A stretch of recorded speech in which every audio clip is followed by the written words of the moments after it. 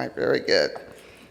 You guys have kind of gotten used to this sort of interactive session by now. So my task is to present a geriatric case.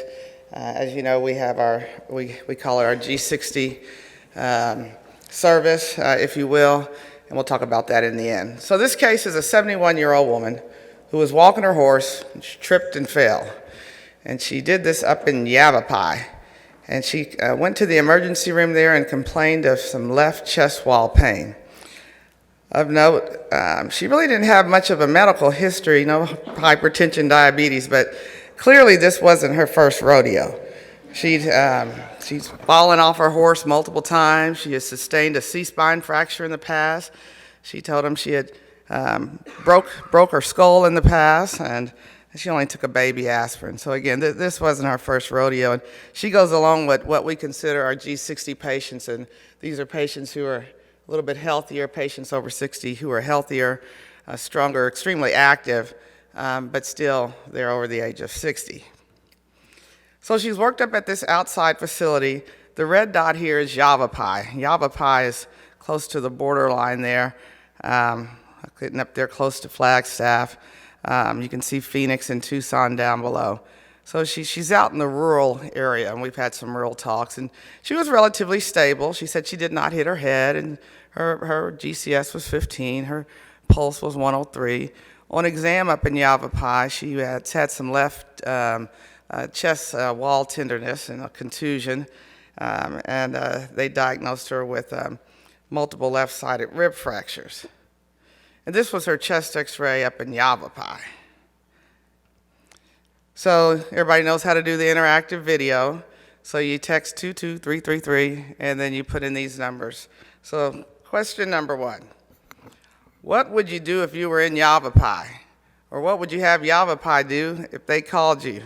So if you're in Yavapai, would you A, call in the local general surgeon for help, B, transfer to a level 1 trauma center immediately, C, work up the patient with further CT scans, or D, perform a syncope workup for why she keeps falling?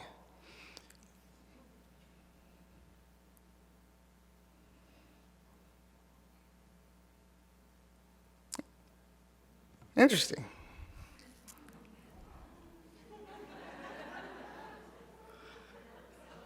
All right. There that C goes again. A lot of people want to take her over to CT and do some further workup. So it looks like over 50% would transfer her to a level 1 trauma center. So if you transfer to a level 1 trauma center, when she arrives at the level 1 trauma center, you took the call. What do you want them to do? Just, hey, ER doc, so is it A, make it a level 1 activation when she gets here? Is it B, when this patient from Yavapai arrives, just activate a level 2 or whatever your B is? Or don't activate anything, just transfer her down here and the ER can see her. Or D, don't activate, just consult trauma. When she gets here, call us, but don't activate. Or E, you're not sure.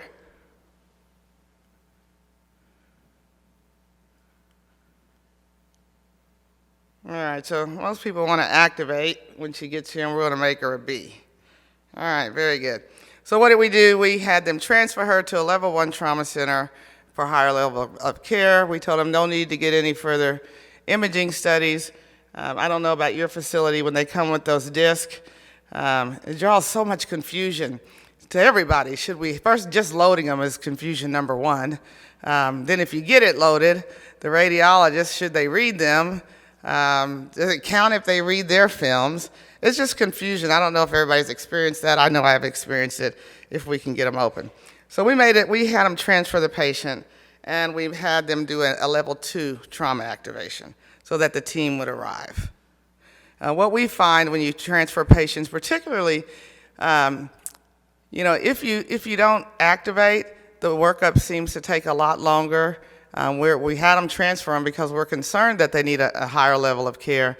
And so we just highly recommend, and we tell the young surgeons, if you're going to activate her for a fall with multiple rib fractures, don't let her sit in the ER. She can develop a pneumothorax on the way, a hemothorax on the way.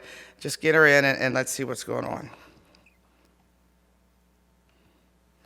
All right, so our workup, she came in. Of course, we did a primary survey, checked her airway, breathing, circulation, disability, a quick neural check, E-exposure. Pretty much our exam was their exam, which was she was tender all on her left side, and she had some bruising and contusions. We performed a FAST, a focus abdominal sonogram for trauma, and that was negative. Then we did our secondary survey, and then we scanned her from head to toe. We did a CT scan of her head, neck, chest, abdomen, and pelvis. I didn't ask that question. Would anybody omit the head and neck since she said she didn't hit her neck? She's a GCS of 15. To the best of our knowledge, she wasn't drinking. Just a show of hands, would anybody not do that? I got Dr. Ree and colleague there. All right, it's okay. Do you work for Dr. Ree? It's okay. All right, so this was the head CT of her head and neck were negative. The CT of her were negative for any acute finding. It did show the skull fracture. The CT of her chest pretty much looked like this, and again, these are just one of the shots.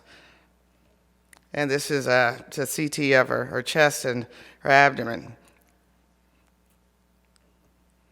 All right, so once all the films were read, these were the workup. She had multiple rib fractures, ribs 4 through 12. She had a small, I've never seen the radiologist report 1%, but that's what they reported, 1% pneumothorax with a little bit of subcutaneous emphysema, a left chest wall hematoma, the right occipital bone fracture, again, which we recognized was old, and then just acute pain due to trauma. All right, so what would you do with this patient now? Would you A, place a chest tube and admit with aggressive pulmonary toilet?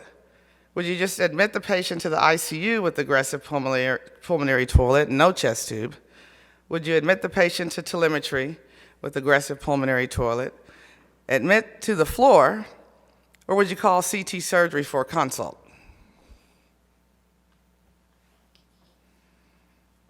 So everybody wants to put our very healthy 70-year-old lady in the intensive care unit. All right. So we admitted the patient to the ICU, and in our institution, of course, we have a rib fracture protocol, which is very aggressive, which involves pain control, easy PAP, dual nebs, etc.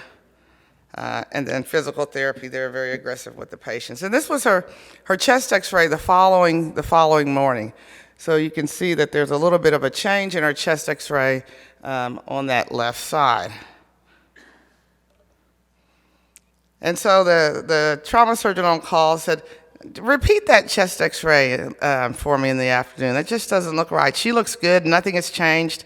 But they repeated it, and this is what the repeat chest X-ray looks like that afternoon, probably like 1 o'clock. Go back one slide. Okay, so that was early a.m., like 6 a.m. Go to this slide. I guess I can do it. And so that's this slide. All right. And this was the impression from that X-ray. Apparent marked left hemidiaphragm. Everybody saw that, correct? Looked definitely different. Elevation versus introthoracic herniation of stomach through the diaphragmatic defect, suggesting a diaphragmatic injury, giving the multiple acute displaced left rib fractures. Recommend repeat CT scan of the chest to evaluate for underlying diaphragmatic injury.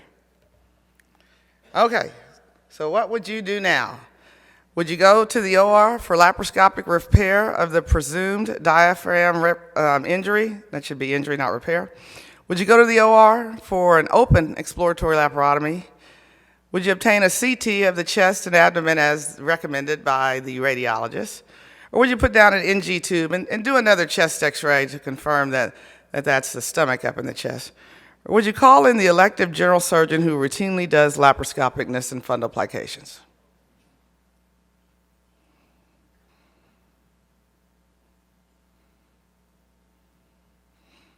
All right, so most people want to get a CT scan of the chest and abdomen. Interesting. I'm like you, Dr. Ree. I mean, if I saw that in the trauma bay, it'd be like, giddy up. Let's go. Straight up to the OR. But this is a new world. And we got a CT scan, just like we were ordered to do by those wonderful, beautiful radiologists. I know Dr. Mosier's in here, and we definitely do what he tells us to do. So now we have this CT scan to confirm the chest x-ray. I think everybody can clearly see that that's stomach up in the chest. Would we agree with that? All right, very good. So we also do 3D reconstructions. You all know we're very aggressive with rib plating.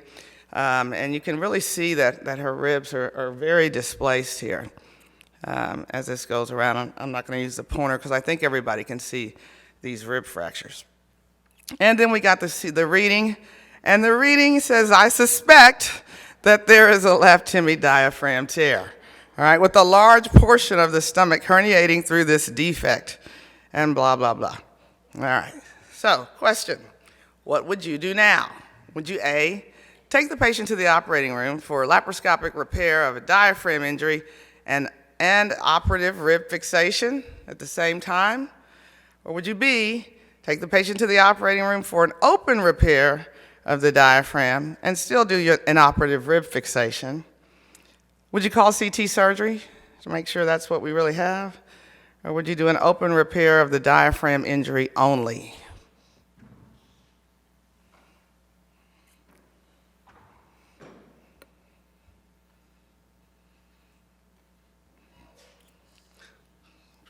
Dr. Ali Osman's talk seems to work here. All right, so people want to operate and fix the ribs. All right, very good. So the patient was taken to the operating room with the plan to repair the diaphragm and perform operative rib fixation. So she underwent, but that didn't happen. She underwent repair of the diaphragm, and they at the very bottom you can see patient tolerated the procedure well. Patient was hypothermic with some oozing from raw surfaces. This prompted cessation of further operative intervention of the planned left rib fixation. So they had a little ding on the spleen. They fixed the hernia, and then they got out. And this is our post-operative chest x-ray. So a very nice repair. You can see that left hemidiaphragm nicely. You can see a tube in the left chest. It's just a fluted drain, soft catheter that we let curl up. So this looks pretty good. And then she went back to the intensive care unit. On post-injury day 1, the patient really still had a fair amount of chest pain, which is to be expected. But hers was really out of proportion. I mean, she just complained that the ribs were clicking. She couldn't take a deep breath. Her chest x-ray didn't look great, but that was okay because it was just post-op day 1. So the goal was just to optimize pulmonary toilet with respiratory therapy, and then we'll just get her out of bed and do some serial chest x-rays. And that's what was done over the next couple of days. However, the patient continued to just do poor with ongoing poor pulmonary toilet. She couldn't pull more than 300 on her IS despite all the things that we do. Her chest x-ray continued to worsen, and after discussion with the team, the plan was to take her back to the OR and do the procedure that we do, which you've heard about, which is our muscle-sparing, minimally invasive thoracotomy. And so that was performed. This is her post-op from her mismet, her rib, ORIF of her rib fracture repair, and this looks pretty good. And, again, there's been a lot of discussion, you heard it, the talk this morning. Should we be doing operative repair of broken ribs in patients who are over the age of 60? Again, from our center, we've published three papers, another one's in progress, but one of them we thought it was really important just to really look at the geriatric, the G60 patients, and make sure that we're doing the right thing, and the results were good, and as you can see, it was published in the American Journal of Surgery. And so this is her at discharge, and I just put up the x-ray again just to show you the displacement, and she actually did very well. And hopefully she won't come back from Yavapai again, but she says she might not ride her horse, but she will continue to walk her horses. So this is just a model that that we've been working on, and just to give people an idea, because everybody's kind of tortured and suffers through what do we do with patients that fall. And we're really trying to put a model together. And although you can't see it, I'll just tell you, it's only about the top boxes. And Dr. Zandu has been instrumental in helping us think about falls. Because when you think about falls, you know, gravity's everywhere, right? Babies fall, bounce up. Kids fall, bounce up. But as we get older, and if you think about G60 patients, they fall. And there's really these 4 categories that I think of. People fall, we don't know anything about them. I mean, they're over 60, maybe they fell and got back up. We would never know about it. They require no medical treatment, and that's exactly what happens. Then there are those patients who fall, and they have an injury, but we don't know about it because they don't come to the hospital. Maybe, you know, the husband helps his wife, you know, put a heating pad on, take some Motrin, and you'll be okay, but you fell. Now, the 2 boxes on the ends are the ones that we deal with, and these are the people who fall and come to the ER, all right? And those are real numbers that we'll be able to obtain, and this is for here. There's over 700,000 patients. And then the ones we deal with the most are the ones that fall, the ones we deal with are the ones that fall and get admitted, but the ones that the number where it's just rapidly growing are the ones on the box on the end, and those are the patients that fall, but they do come to the emergency department, and then they're released. And so again, this is just a model that I think we're all going to have to figure out these categories. We're doing a lot of studies just to see what we do and how we improve on falls. So there'll be more to come with that. The whole G60, some people know exactly what it is. Other people ask me, what is it, Dr. Mangram? Can you be a little more specific?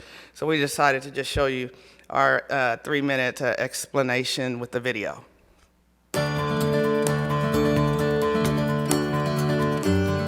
So what is G60? It's truly just a form of aggressive care. It's a paradigm shift. And what do I mean by paradigm shift?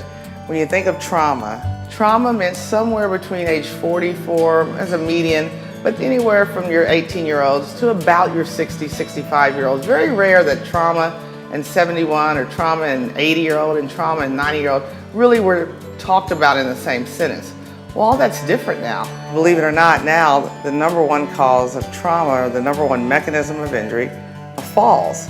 These patients are not laying in a nursing home, that this is a different age, that the baby boomers that we're dealing with now are very active and they're very strong. And I'm sure everybody's seeing it. You know that your 80-year-old father or mother is out playing golf or, you know, on vacation, or they're active. If we think of them as a 20-year-old and the 40-year-old, we have to not let the age dictate what we do with patients. We want to just get them fixed and get them out, and I think that's what patients want. And so we really believe that G60 trauma should be a part of every hospital that takes care of trauma patients, that even if you're not a trauma center, you can still use the G60 program no matter what hospital you're in. We can still share protocols, we can still share guidelines, we can still all sort of have this form of aggressive care, but for sure in the trauma center. So who should lead a G60 program? A surgeon should lead it. And you may say, well, why a surgeon? Surgeons, we're trained to be aggressive, get a patient fixed, get them back to where they were. The hospitalists, who are some of my dearest friends, they're trained to take care of chronic medical problems. That's what they're trained to do. And so whether it's the orthopedic surgeon or the trauma surgeon, somebody's got to lead this aggressive care, getting the patient fixed and getting them out and back to their daily activities. And we have to lose our former way of thinking that, well, a fall is not a trauma, that's a medical problem because they have high blood pressure and diabetes, and so we put them on the medicine team. They're a trauma. They broke their bones, they broke their ribs, they may have fractured their spleen, they may have had a concussion or a head injury, and they need to be on the trauma team, and it needs to be aggressive, and it needs to be a way of thinking. Basically, you have to think of it as a carve out of your normal trauma service. And again, it's not just the care, it is a different thought process. We have to see, are they vulnerable, or are they really functioning extremely well? We just don't associate 91 years old, even 81 years old, with aggressive care. And so we have to find that balance, and to find real balance and to understand what we're doing, we have to study this. We have to look at our outcomes. We have to get other hospitals doing something similar so that we can do big multi-center trials. We have to get big grants. We need to partner with home health agencies, partner with the state for the aging. We start pooling our data, and then we see what do we do to keep them from coming back in the hospital. There's so many things that we can look at that I think we haven't explored or even begun to explore. This form of treatment, this form of care really needs to be pushed out. And the best way to address that is through this multidisciplinary approach. And we've seen a lot of good things come from that. So hopefully that helps you understand a little bit about what G60 is about. It's just about aggressive care and making sure we move forward in the world of trauma, as we'll see more and more patients over the age of 60 between now and 2050, as that's the largest growing population. I just wanted to take a minute because Sunday is Veterans Day, and I just wanted to take a moment to thank all those who served our country. Our incoming president, Dr. Suker, for those of you who don't know, who's also my partner, he served 4 tours in Afghanistan. The Veterans Day is actually Sunday, and we're observing it on Monday, so I just wanted to thank all our veterans.